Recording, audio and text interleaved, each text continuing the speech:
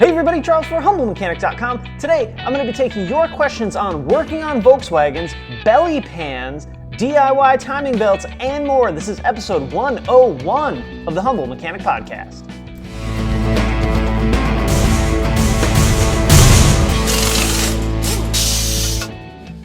Alright, like I said, I'm going to be taking your questions. To get a question on a show like this, email me, charles@HumbleMechanic.com, and put question for Charles in the subject. I got some really awesome questions this week, including a video that someone sent me that we'll see in a little bit. But before we get into the show, let's talk about the sponsor of the day, which is CRP Automotive. CRP deals in a ton of OE maintenance and repair parts. Everything from suspension components to timing belt kits and even fluids. They make the factory fluid for Volkswagen and Audi's DSG transmission. So check them out at crpautomotive.com. Also, thank you guys so much for all the great response from episode 100. I really appreciate that. Your guys' support means so much to me. I'm excited about the future. I'm excited about what's coming down. I'm excited about SEMA and some of the great things that are going to be happening there. For those of you that really dig the idea of uniting technicians and customers, hang tight. I'm not really sure about the time frame, but that's something that I really do see happening in the future. All right, enough of that. Let's get into your questions. I really admire you VW techs, as it seems that every repair you do is a headache. It appears that nothing is easy to fix on any of your vehicles. Components are buried deep in the engine compartment, and because you can't always see what you're doing, you need to feel your way through it. That's actually really true. Not to mention that every other repair requires the removal of the front end. That's actually not a bad thing, by the way. Removing the front end, like on my Passat, is a 15-minute job. That little bit of extra work is well worth the amount of room that you gain by doing it. But back to the question. Do you ever get tired of digging deeply into these V-dubs? Also, you mentioned tools to aid in the removal of cooling system hoses during the crack pipe video. I'll put a link in the show notes for that. And I have to give you a wholehearted hell yes to that. Snap-on pick and clip removal set. I don't know what I would do without them. Yeah, the Snap-on, or really there's a couple other brands that are really great too, must have for doing work on hoses, both coolant and even vacuum lines. So awesome tip there. Thank you for that. As far as working on Volkswagens, you know, it's a hard question for me because that's really what I know.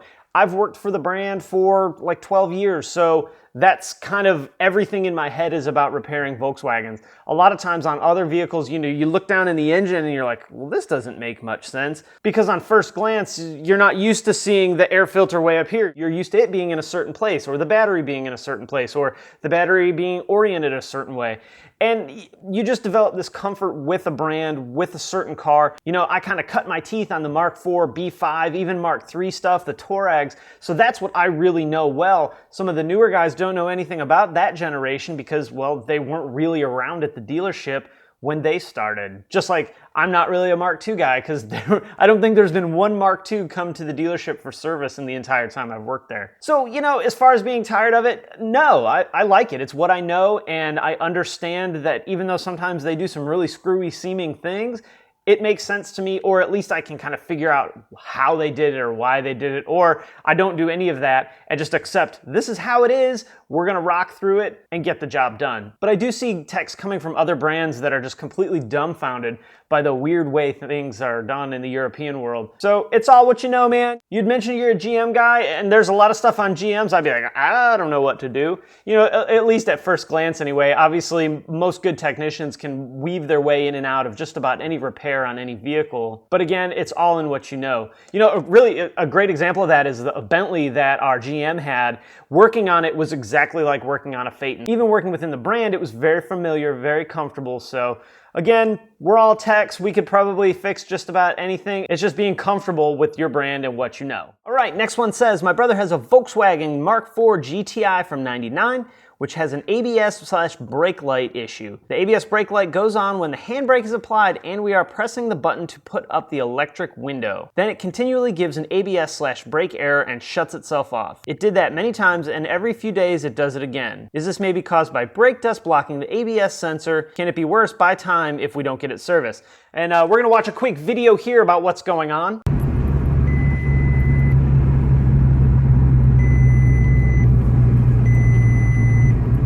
So this is a tough one to kind of give you any guidance. I would say the first thing you really need to do is get a scan tool so you can check faults in the ABS module. Get a scan tool so you can check faults in all of the modules, to be honest, because we want to look at what's going on in the cluster as well. Because this is seeming to happen when we're doing two things at once. So we're pulling the parking brake and we're hitting the window button. We need to look at what those two things have in common. So think of the things that happen when you're pulling up the parking brake. This shouldn't be a brake dust issue really quick, this shouldn't be a brake dust issue because I hope you're not pulling the parking brake while you're driving. I hope this is at a stop type problem. So when we pull the handbrake up, the red brake light comes on in the cluster. The DRLs, the daytime running lights, turn off. It's not just pull the parking brake up and the back wheels get locked up. There's more going on. So we have electrical signals as part of this circuit. Now, when we push the down button, the only thing that's really happening is the windows going down. So there's not a lot going on, not nearly as much as doing the parking brake, but we have a situation where we have to do two things to cause this problem. The very first thing I would do is I would check fuses. Because this is an intermittent issue, it's probably not a fuse, but we want to look a little deeper into the fuse than whether or not it's good or blown. We want to make sure that the fuses are all making really good positive contact. A loose contact in the fuse panel can result in weird problems like this. Then we want to move to the grounds. We want to pull that lower kick panel down, take a look, make sure we don't have a ground that's loose, make sure we don't have any water intrusion. Remember, this is a 16-year-old car, so having some water intrusion isn't going to be terribly uncommon. But really the key to this diagnosis is you're going to want to get a scan tool and see what kind of faults that it's going to give you. That's going to point you in the right direction because a visual inspection may not give you any more information than you already know. The good thing is you can duplicate it pretty regularly, so that really does make diagnosing it quite a bit easier. So good luck. Thanks for sending the video. That makes an awesome addition to the show. And like always, when you guys have these problems that you send me, if you find out what was going on with it, let us know. Shoot me an email or post it up on the comments or post it in the show notes on the blog or whatever. That way we all know that, hey, you found a problem, this is what it was, here's how you did it, and we can all learn from your experience too. All right, next one comes from Jesse. It says, I own a 2006 2.0T Jetta. Unfortunately, I hit a large raccoon at 65 miles an hour on the way to work recently. As a result, the splash shield was ripped off, the front spoiler was damaged on the passenger side, and it seems I might need a new windshield washer fluid reservoir as it's currently not holding any liquid. I bought some jack stands, but I haven't yet taken off the bumper cover to more accurately diagnose everything. Looking over the options, does it make sense to replace the plastic shield with an OEM part, or should I invest in the aftermarket skid plate? The OEM plastic is $70-ish, and the aluminum plate is $220 on ECS. Also, my airbag light has been on for some time. I've looked on forums for possible causes, but found few definitive answers. Some people mention it might be a faulty sensor in one of the front seats. Is this something I'm familiar with? All right, Jesse, so you kind of got two questions. Let's deal with the raccoon thing first. This is really up to you. I really like the aluminum splash shields, other than when it comes time to do maintenance, because it makes it quite a bit more of a hassle to deal with this big aluminum pan versus the small plastic one that your Jetta has on it. So that's really up to you. If it were me, you're talking $150 roughly in price difference. That $150 goes a long way to fixing some of the other things that you got going on. If your car's not lowered, I would probably just put the plastic shield back on it and keep that $150 in my pocket, or put it towards, like I said, some of the other parts that you're gonna need to replace. But I really do like those aluminum pans, especially on lowered cars. Now, as far as the airbag light goes, the only way you're gonna know what's wrong with it is to get a scan tool and pull faults. I know that's kind of like the theme for today's show, but listen, there's so many things that can cause this airbag light to come on. Any component failing in the airbag system can cause this airbag light to come on. Even low voltage can cause the airbag light to come on. You could have a crash sensor issue in the front. You could have a seat issue like you mentioned. I'll talk more about that in a second. So we really don't know until we pull faults and at least get an idea of what sensor is turning the light on. Otherwise, we're just gonna be throwing parts at it or guessing, and we might get lucky and be right, but there's no sense in wasting our time and wasting our money just slamming parts on when we can very easily go right to the point of failure. As far as your sensor issue in the seat, yeah, that's the most common. There's two most common things on that generation Jetta. One, the side airbag igniters in the seats. So that's, if you're sitting in the driver's seat, that's the airbag that's right here. In the passenger side, obviously it's right here, right up against the doors. There was a campaign to fix a lot of Jettas where we would cut out a connector and hardwire it underneath the seat. And I've actually seen a lot of those connections fail as well. The light will come on, you reach your hand underneath the seat and kind of give the wires a little bit of a tug, and then one comes off. So check that first. Raise the seats all the way up and all the way back, get a flashlight, stick your head underneath the seat, and look for 3 wires If it was done under the recall, it's going to be a blue wire, a white wire, and a brown wire. If it wasn't done under the recall and just fixed or repaired anyway, it's going to probably be 3 yellow wires in place of a connector. Give those a little tug, make sure they don't come apart. There's also a connector in the floorboard that connects all the stuff in the seat to the body of the vehicle. You're going to want to check that connector as well. I've seen that fail and we kind of have to hardwire it in, which it's not really the best thing to do, but it's really the only way to get that repaired without spending a bunch of money buying connectors, repinning connectors. Airbag connectors are a little bit different than regular vehicle connectors because they have what's called shorting bars in them, and that's to prevent accidental deployment while they're unplugged. So check that out. Be very careful while you're doing this. Remember, we're working with the airbag system. There's a million safety protocols and things going on to prevent accidental deployment, but really don't risk it. Don't take any chances. If you're not sure exactly how to proceed with that, or you don't have the equipment like VAGCOM, take it somewhere and let them diagnose it. It sucks to have to pay somebody, but you're working with safety systems and systems that if there is an issue while you're diagnosing it, it can, let's say, blow up an airbag in your face. So it's not something super common, but we really don't want to risk it if we don't have to. So awesome couple of questions, Jesse. Good luck, man. And hey, you know what? Let us know which belly pan you went with. All right, next one comes from George. He says, hey, huge fan of the show. I have a quick question. I got a 2004 Jetta with a 1.8 turbo. I have all the parts for a timing belt job. I'd consider myself pretty mechanically inclined. I've done brakes, suspension, intake manifold gaskets, injector O-rings, injector cups, and the half moon seal, which is the cam adjuster seal. I have a Bentley manual and I've found a few DIYs online on how to do it. What do I think, George? It sounds like you'll be all right.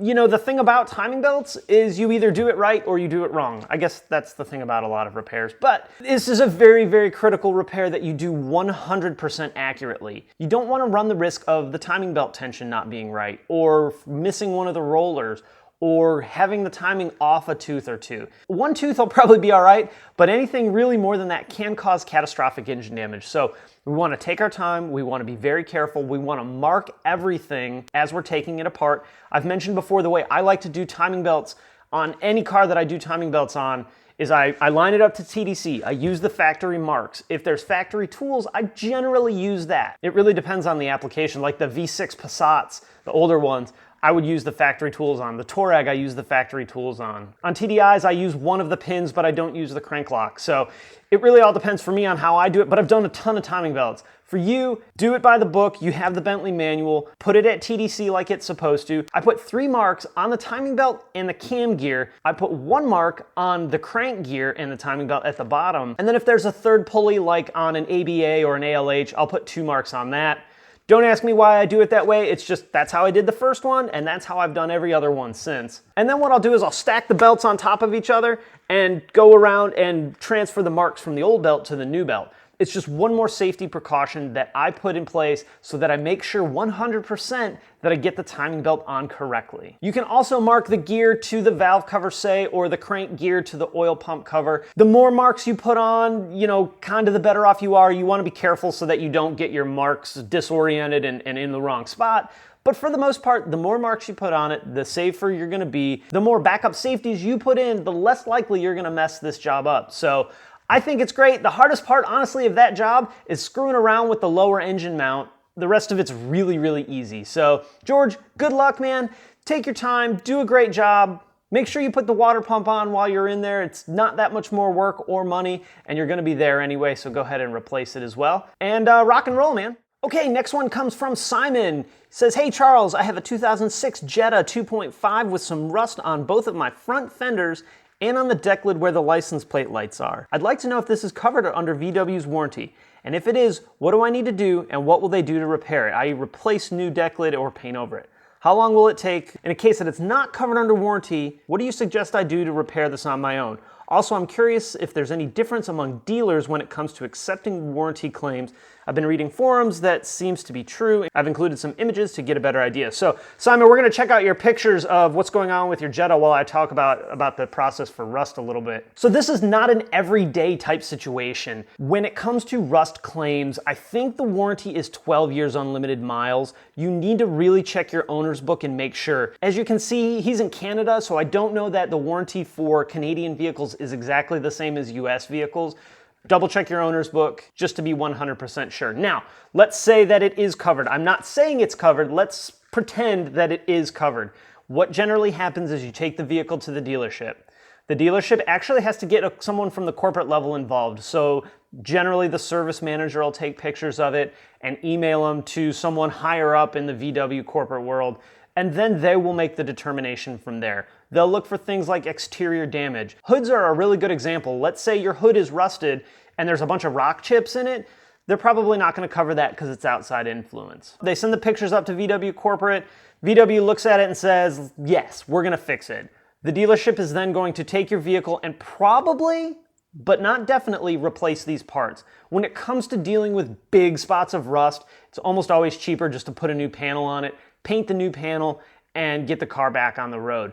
As far as time frame goes, this is not going to be a quick process. You're going to bring your vehicle in, they're going to inspect it, they're going to take pictures of it. You're probably going to leave with your vehicle that day. Then they're going to have to send it up to corporate. Right now, corporate's got a lot of things going on, so I don't know that rust claims are really high on the priority list, unfortunately. So they're going to either get the claim approved or denied. If they approve it, then you'll bring your vehicle back in, send it to the body shop. Body shops can be really great and do a great job and get your car back quick, or they can be really slow and it can take a while. So I would plan for this probably to take a few weeks. This is not going to be something that's going to happen, in 2 days. So be prepared to be without that car for a little while. I don't know if they'll provide you a loaner car or not. That is something that may be dealership dependent. But when it comes to rust and corrosion claims, it's really not dealership dependent, because that is a decision made at the corporate level. Now, let's say it's not covered under warranty. What would I do? First thing I would do is I would go to the local junkyard and try and find a fender and a deck lid. If I couldn't find them at a junkyard, especially ones that were already painted the color of your car, which looks to be black or blue from the picture, sorry, I can't really tell, I would do that. And I would try and just get new fenders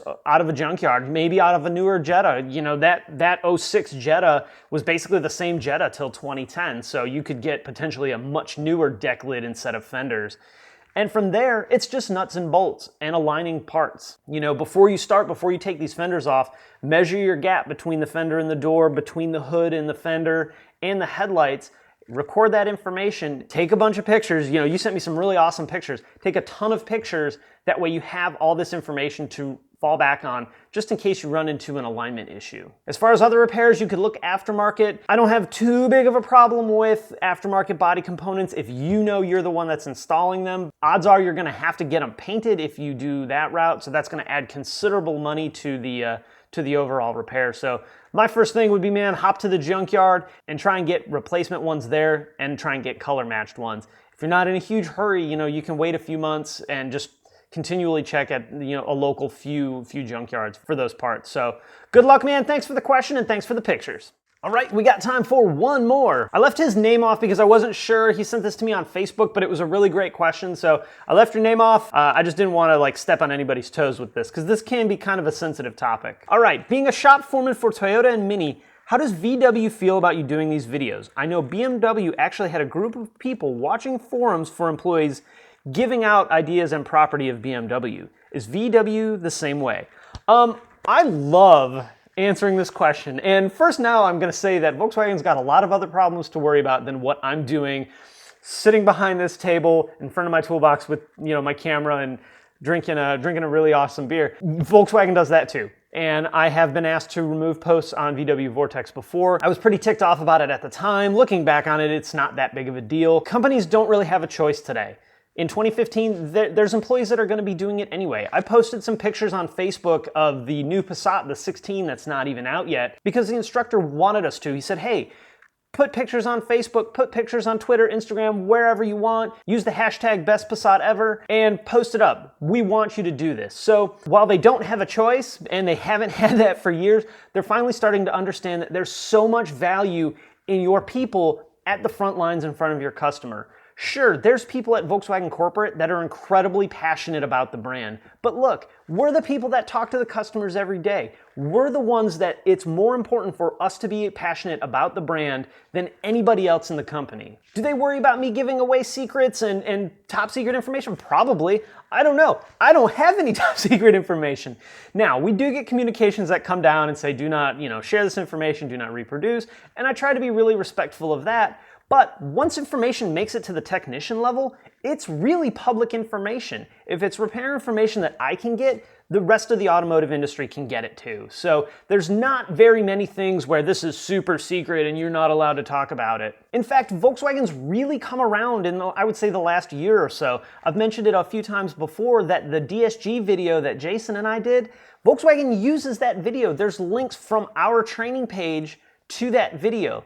The trainer for the 16 Passat said that he uses that video to teach sales folks about what the DSG transmission is. You can't really have it both ways. You can't have an employee that is willing to do all of these really awesome things and provide so much good value and then say, no, you can't say this. You really have to just let it happen organically, and let it be what it's gonna be. Now, the other really great thing for me is I don't work for Volkswagen. My paychecks don't even say Volkswagen. It's like, I think it says Honda on them, or imports, or whatever whatever the paycheck says. I generally only look at the dollar amount and not at the top of my paycheck. So I don't work for VW of America, and that really does allow me quite a bit more freedom than if I were a corporate employee, because then I would contractually be obligated to not say certain things. But for me, this show is about you guys. This show is about being able to take the information that I know and what I see and provide value to you. Whether you drive a Volkswagen, whether you're a technician for Toyota and Mini, it's important to me either way. If tomorrow Volkswagen came to me and said, Charles, you have to stop doing this show, it would be a real struggle for me. I think it would be a bad move on their part, but they may do that. Any day I could get the phone call that says, this show violates, some weird privacy thing that we don't want you doing. Okay, that's fine. In fact, it's happened before, not to me, but there's a fella named Jay who used to do a Ask a VW Sales Guy show, or Ask a VW Salesman. Sorry, Jay, I forget exactly what it was called. It was a few years ago. Volkswagen stepped in and made him take it down. And I think the main reason that they made him take this information down was because it said VW Sales Guy. As stupid as that is, they have the rights to the VW Sales Guy thing, apparently, or they wanted the website. I don't know. Jay changed it. He's still doing other stuff. He was providing similar type of value that I'm doing for you guys from a salesman standpoint. Here's how to program your radio. Here's how to pair your phone with Bluetooth. All the things that Volkswagen wishes they could do, that BMW wishes they could do, but will never be able to execute it on a level that someone like me or someone like Jay or all the other people making really great content will. I think in 2015, companies are finally starting to come around and understand that there is a ton of value in people like me doing what I do. Now, if I sat behind this camera and bitched for 15 to 20 minutes every day about how crappy Volkswagen is and how stupid some of their decisions are, they might have a problem with that. But I don't. Everything I talk about is either my opinion or it's fact. And my opinions are based on facts. So you can't really argue with that kind of information. So awesome question, man. I really appreciate it. Like I said, I love answering that question because I fully expect that there will be one day where I get that phone call from Volkswagen saying, Charles, you need to stop what you're doing. And that will be a very interesting day for the Humble Mechanic brand. All right, guys, I'm going to wrap it up there. If you have any questions or comments about today's show, post it in the comments section below. Hey, if you like the video, throw it a thumbs up on YouTube. I always appreciate that. You can also subscribe on YouTube or on the blog at humblemechanic.com. You can follow me on Facebook, Twitter, Instagram, the blog, and obviously here on YouTube. All right, guys, thanks for watching, and I will see you next time. Beer of the day. I'm so happy about today's beer of the day. This is Pernicious from Wicked Wheat. I hope I'm saying that right. I had to look up exactly how to pronounce that. From Wicked Wheat in Asheville. Not only is Asheville one of my favorite places in North Carolina, this is one of the best breweries in North Carolina too. So awesome beer, all the beers they make awesome IPAs and awesome sours. This is one of their IPAs. And a super special shout out to my main man, Robert. He hooked me up with this beer among some others. So dude, thank you so much. I really appreciate it. I really appreciate all you guys. And if you ever get a chance to go to Asheville, there's like 25 breweries, probably a million, I don't know, there's a bunch. Most of them within walking distance, and you gotta try them all. So